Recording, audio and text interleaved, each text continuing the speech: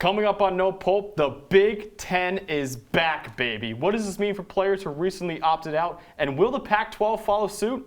The SEC returns to the gridiron this weekend, and we've got Conference Player of the Year picks. So sit back and ride with us. No Pulp starts right now. What's up, party people? He has finally silenced the doubters once and for all. Small schools can jump up and beat these big teams. That offense is going to be fantastic. I am ready to go to battle.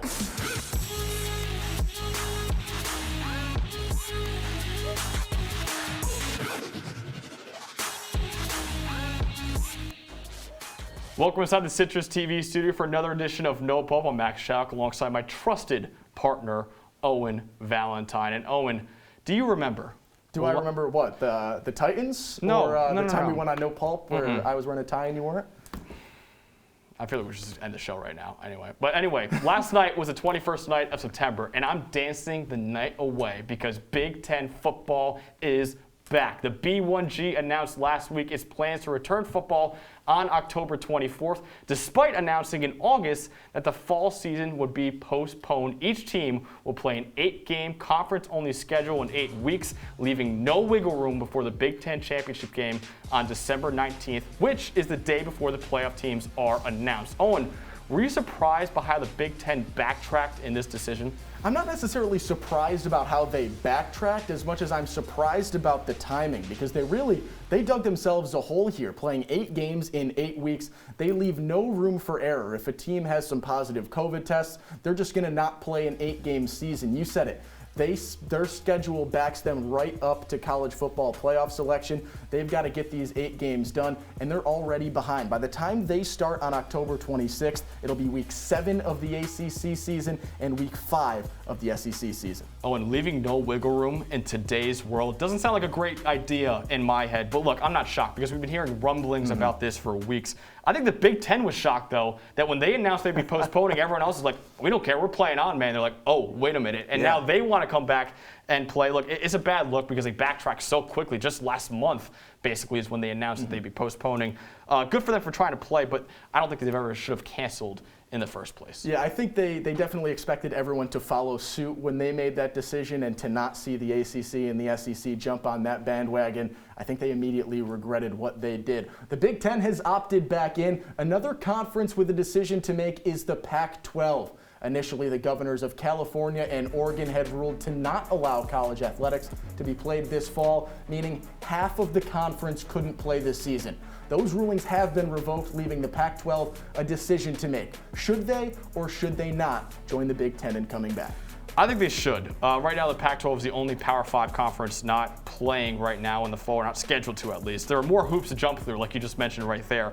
I get that, but it's a tough look if you're the only Power 5 conference not giving it a go. And look, schools in California will be behind the 8 ball, but if you start in October and let them the schools in California come back a week later, that could work too, or maybe even play some games against Mountain West teams. There are so many scenarios that you can make this work, and it seems like they're not willing to make it work just yet. There's a lot of possibilities for ways to try and make it work. I just think it's too little too late for them. When you look at the 4 California teams, they're still not even allowed to practice with more than 10-person groups.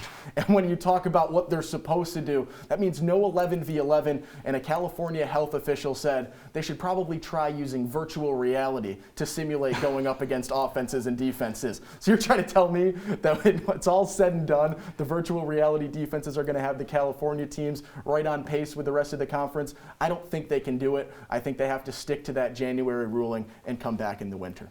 Let's move on to the ACC, where news broke on Saturday that Florida State head coach Mike Norvell had tested positive for the coronavirus. FSU was upset in its season opener against Georgia Tech 2 weeks ago and had a bye week this week. Norvell said he's feeling fine at least, but he will have to miss at least this week's game at number 12 Miami. Owen, Florida State is already reeling after losing to Georgia Tech at home. How big of an impact do you think losing your new head coach will be on the Seminoles? It's a major impact, obviously. I mean, when you look at a roster, you think, okay, you've got starting quarterback, backup quarterback, some backup O-linemen, some backup receivers, backup running backs. You don't think about having a backup head coach on staff, and that is exactly what Florida State is going to need to do. It is a logistical nightmare to try and have him still providing some input onto this team, and and some of the logistics of what is going to be happening this weekend. But it is a really tough situation, and it's the first time we've seen this. It's a brand new precedent because he is the first Power 5 coach, first NFL coach to test positive during season. So this is the first time. It's a new reality for college football, for NFL football that might have to be dealt with again in the future, and Florida State's going to be kind of the test dummy to see how things can work. This is a program that's reeling right now. From 2012 to 2016, they made 5 straight New Year's Six bowl games. They haven't made one in the 3 years since. And look, they've gone off to on a wrong foot in the Mike Norvell era. Both last month, 3 players criticized the program's lack of transparency and COVID testing on Twitter. Not a great look, and now Mike Norvell is now going to be out for at least the Miami game. Hopefully he's healthy for the next week's game as well. But look, I wouldn't buy stock in FSU right now, both on field and off field. They're having a lot of issues. Yeah, a ton of issues for Florida State and the Seminoles. But on a national scale, they're not the only team with some issues. We're starting to see spikes of positive cases within athletic departments, including Penn State, Missouri, and Florida. Earlier last week, LSU coach Ed Orgeron said most of his players and staff have already had the virus. Regardless, Coach O is dead set on playing this fall. And you've been outspoken. You want there to be football this fall. Yes, I think football is good for everybody. I've seen them practice, not get sick. I've seen them get sick last couple of days and come back. You know, they have their 10-day quarantine. But I asked them how sick were you? He said, Coach, I had a little cough.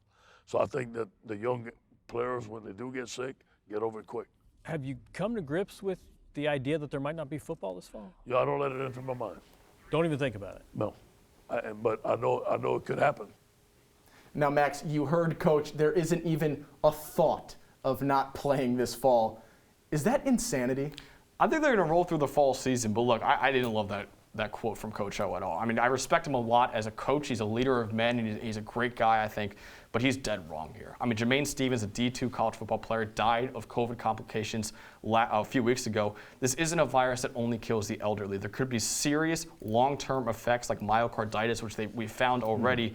This isn't just a cough, like you just said, Coach. Exactly. This could have long-term effects. It could end up being much, much worse than that. Keep playing, I say, but do so in as safe a manner as possible, and don't just think, oh, everyone gets it, it's fine. Yeah. Don't downplay the situation. That's exactly a serious issue that LSU had faced, and to come out and make those regards is a little bit concerning as to what could be going on an even grander scale. And I think that goes to stress the importance of contact tracing if you do see a positive case on a team in an athletic department, to make sure that you are containing the spread as much as possible, because as you know, there's shared equipment, there are shared facilities, there are shared athletic trainers. This disease can spread through an athletic department in a matter of days. Yeah, it's going to be really tough for LSU, especially trying to defend their national championship. And like we mentioned before, they've had so many players contract this virus, and we don't know the long-term effects. And hopefully LSU can try to defend their title this year, but we just don't know. So let's loop this back around to the Big Ten Conference. Since the conference announced it'd be playing in the fall again, many stars who opted out and declared for the draft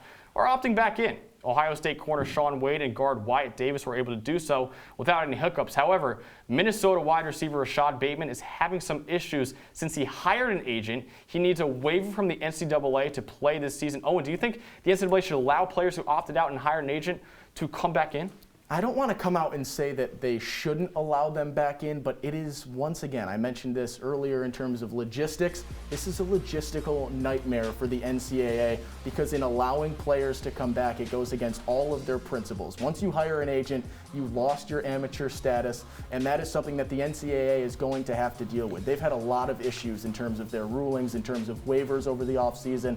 This is another thing that's going to be under my magnifying glass, because this is a statement and a decision that they make that has huge dividends, and especially with the narrative going on and a lot of the underlying rulings that the NCAA is still working on. So I agree with you that it would have huge dividends, but I think, look, it's unprecedented to let a player come back after hiring an agent. But these are unprecedented times, man. And Rashad Bateman didn't know that the season would be happening. Yeah. You know, he opted out and declared when the season was not happening. He's all right, I'm not playing. I'm going to be a first-round pick. Now that they're playing again, he's like, okay, well, now I want to come back again. He should be allowed to come back in. The Big Ten was one that was going wishy-washy on their decision here. Rashad Bateman didn't even know. So don't punish the player for wanting to make the right decision for him. He shouldn't have played in the spring. But if there is a fall season, he probably wants to play in the fall. So I absolutely think, even if you hire an agent, and I know that would create so many headaches, but even if you hire an agent and want to come back in, Absolutely, because of the unprecedented times we're in. I can't blame Bateman for coming back, but I just wanted to acknowledge the issues and the discrepancies that the NCAA will now have to face because of it. Absolutely. Coming up, we'll break down what we're excited to see on the new Big Ten schedule and tell you whether some surprise teams are real contenders or frauds. Don't go anywhere.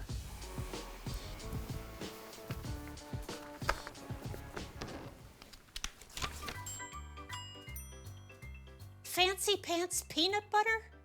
A big screen television? You haven't even bought a sofa yet. A motorcycle? When your father finds out, he's gonna flip his shoes with 2 buckles? What do you even need 2 buckles for? Mr. Big Shot, buying whiskey shots for everybody in the bar. From the looks of it, I'd say nobody even remembers. Feed the pig. Look at you. You're at the top of your game. You're unstoppable. Nothing can throw you off track. Wait, is that your car? Uh-oh. Yeah, I saw that coming. That will throw you off track. You're looking at around 10 grand in fines, legal fees, and increased insurance rates. Let's try this again. Smart move. Because buzz driving is drunk driving.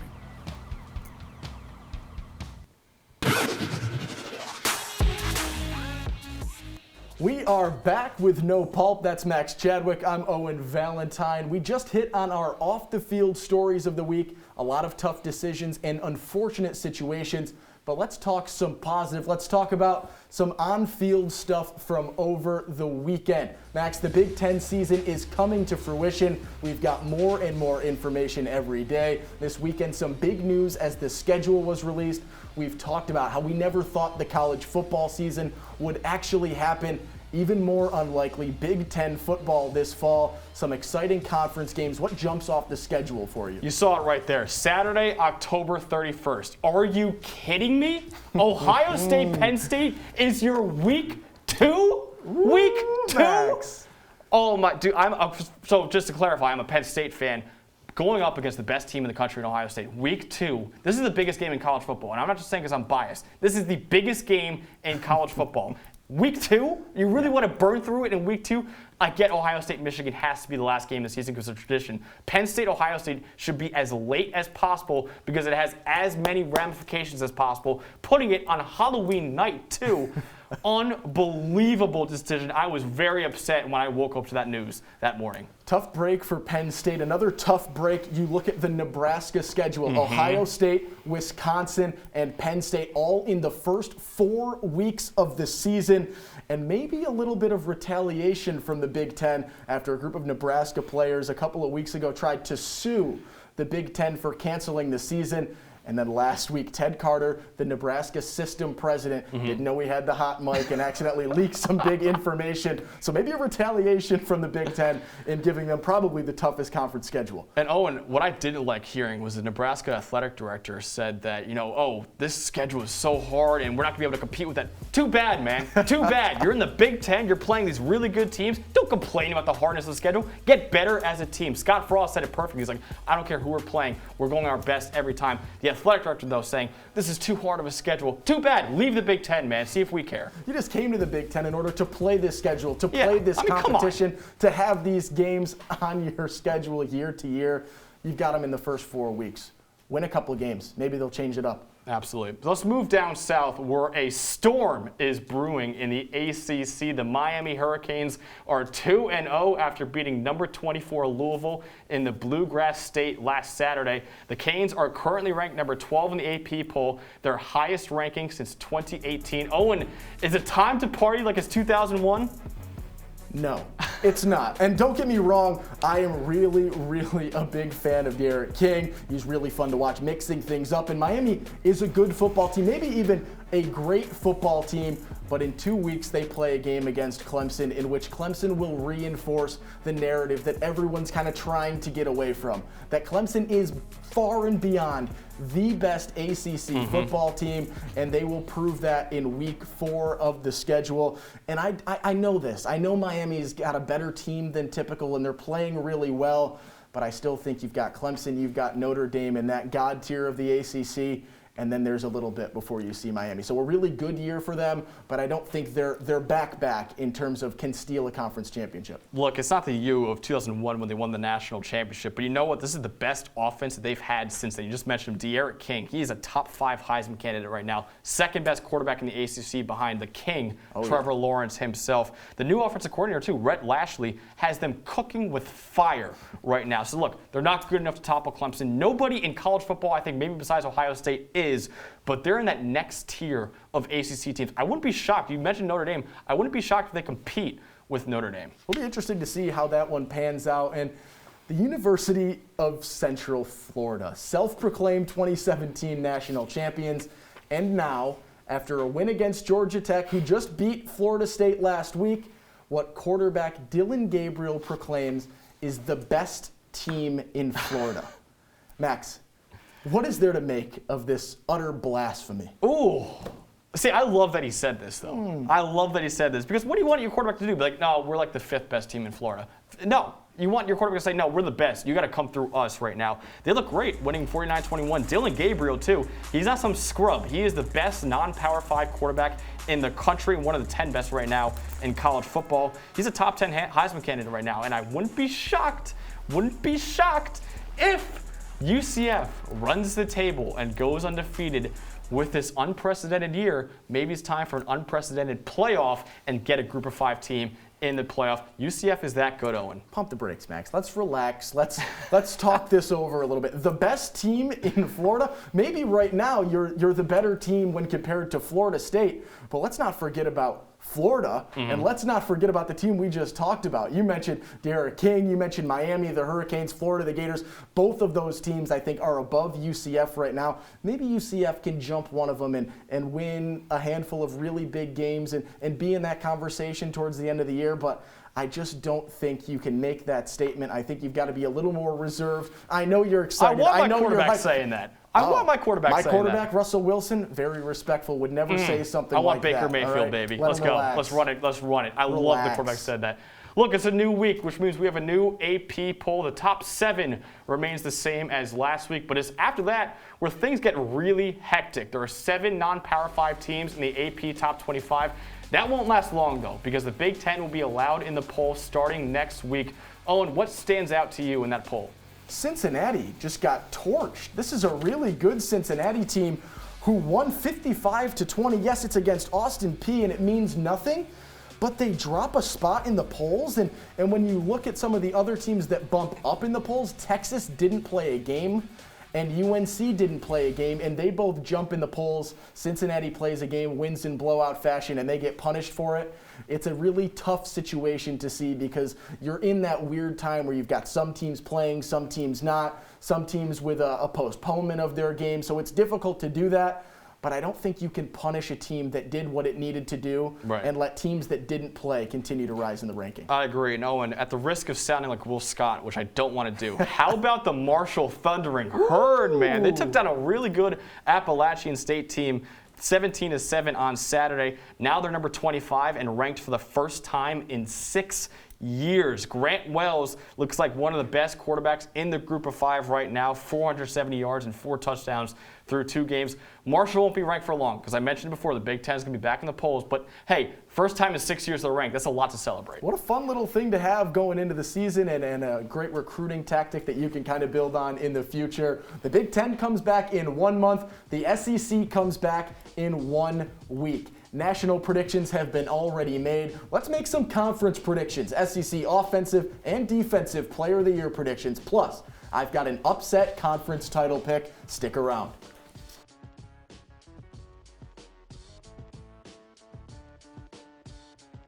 It's a beautiful day out here. Sunny today with light breezes, giving way to clouds in the afternoon. We could see some light precipitation to moderate precipitation later on, followed by powerful storm-like conditions. 90 miles per hour winds are expected. Authorities are asking everyone, stay indoors. Come on, that's it. Let's go.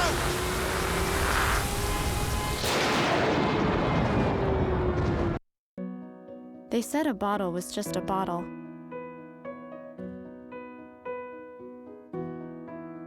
that no one would ever notice me.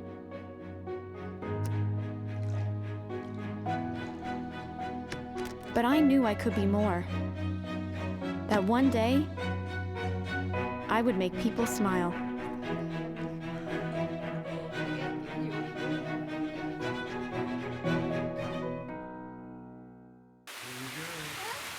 Here we go. We're gonna go out there in the rain. It's gonna get wet. All right, here we go. Go, bro.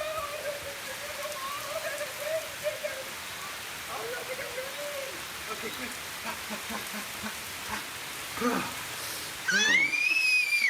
Oh yeah, yes. So much fun. Mwah. We're getting so wet.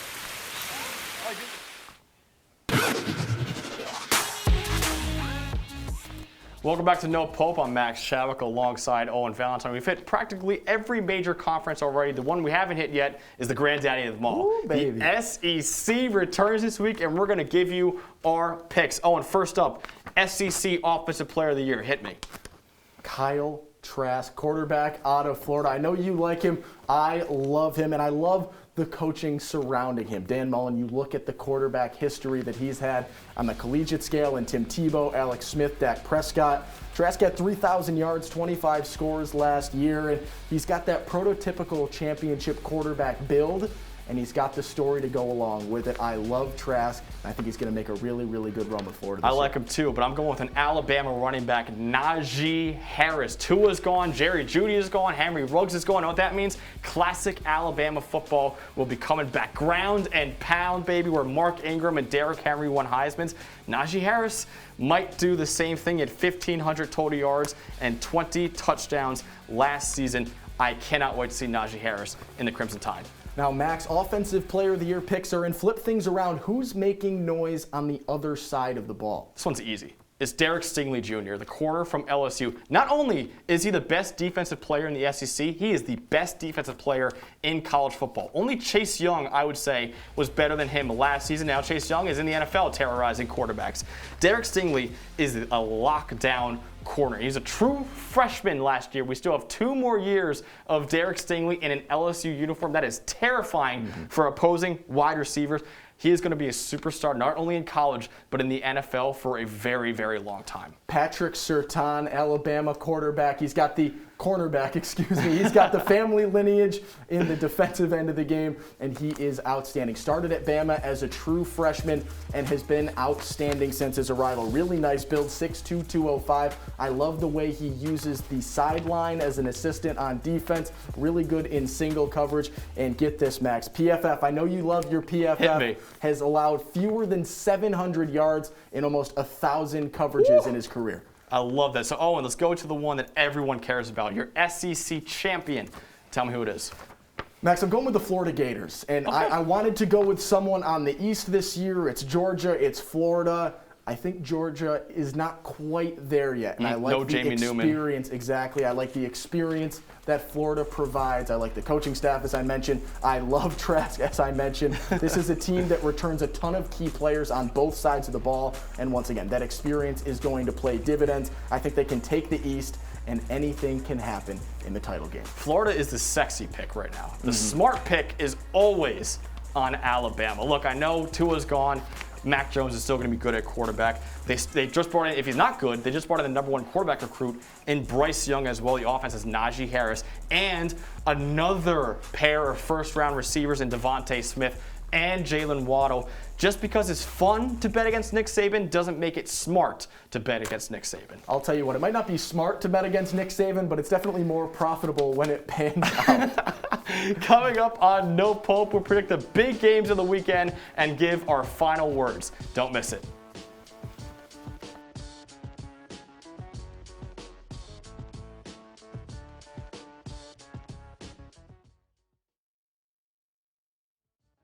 Well, Thomas, you've got prediabetes. But with more exercise and a change in diet, it can be reversed. I've tried exercising. It just makes me hungry for bacon.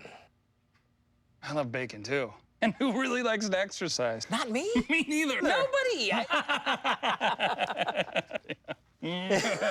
So we're good? What? Oh, you still have prediabetes. big time.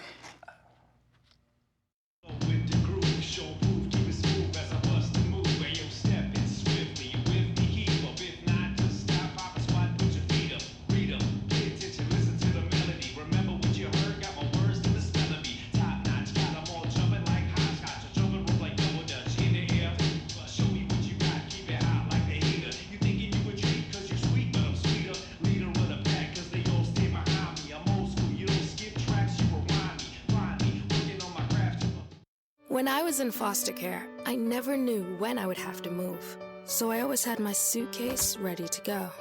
Then one day, I was adopted. My new parents opened their hearts and home to me. My parents cook my favorite breakfast for me every morning.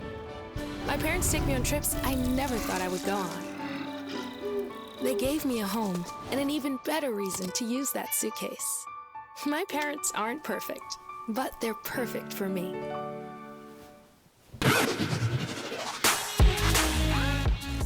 Final stretch here on No Pulp with Max Chadwick. I'm Owen Valentine. And to be honest, there's been a pretty mundane slate of college football the last 2 weeks. I know football is football at this point, but we finally have some truly big games to look forward to this time around here on No Pulp. Starting things out in SEC country, number 23 Kentucky travels to number 8 Auburn.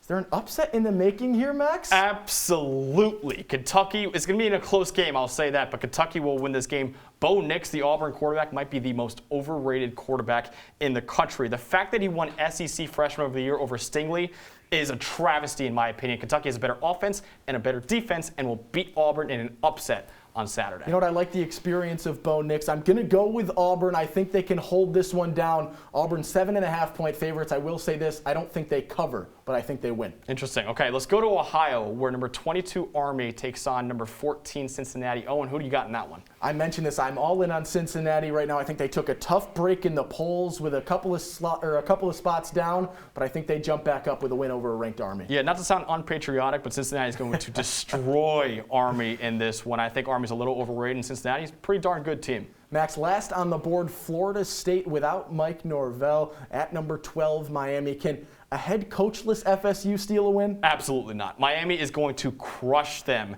in this one. After saying how concerned I was about Florida State and how much I love Miami, I'm picking Miami, obviously. Max, I'll keep it simple. I agree with Miami.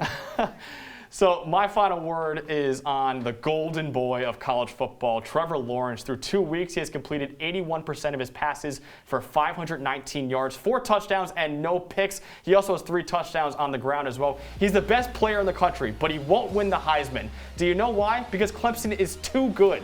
Lawrence was pulled in the first quarter against the Citadel and the third against Wake Forest. He simply won't play enough to put up enough eye-popping stats to win the coveted stiff arm, but when he hoists that national championship trophy in January, there will be no debate. He is one of the greatest quarterbacks in college football history. Enjoy greatness while you can, folks. Now, for my final words, I got to bring it into Syracuse here. In early 2018, Syracuse quarterback Rex Culpepper was diagnosed with testicular cancer. It was news that shook the Syracuse football community, but Culpepper was ready to fight. After 94 hours of chemotherapy over a 10-week period, he was declared cancer-free, and over the next year of football, he worked as a tight end before returning to his role as a quarterback in Orange. This weekend, early in the second quarter of Syracuse's game against Pittsburgh, Culpepper entered the game and hit Taj Harris in stride for a 16-yard touchdown. Not his first career TD, but definitely the most important, Max. Absolutely. What an amazing, amazing story. So for Owen Valentine, I'm Max Chadwick. Make sure to follow us at CitrusTV Sports for all of the content you need. Have a great night. Rex Culpepper, man. What a king. Rex Culpepper, what a what king. a story.